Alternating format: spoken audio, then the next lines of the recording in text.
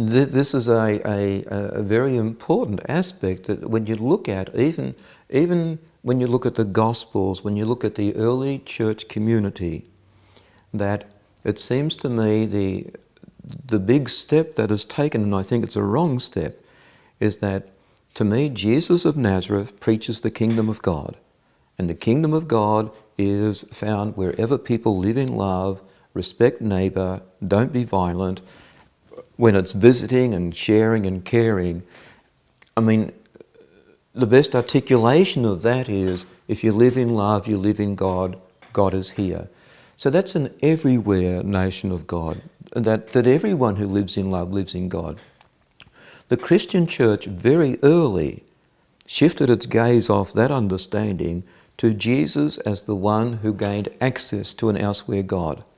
And so what we had now is that the church community has a monopoly on access to God. Now my sense is that this is for the sake of the institution. It gave the institution identity when it broke with Judaism. It could say to Judaism, well, you may think you are God's people and God's covenant people, but you are not faithful. But in Jesus, we have exclusive access to God. Only if you follow Jesus, the traditional language, can you be saved. Huh?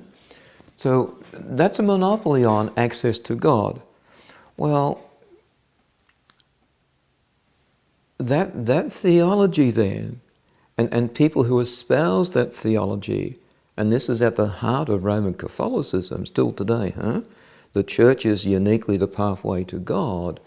That theology institutionally does not want to hear the other theology that says, no, God is everywhere. Everyone has access to God. And the question for me is, where would Jesus stand?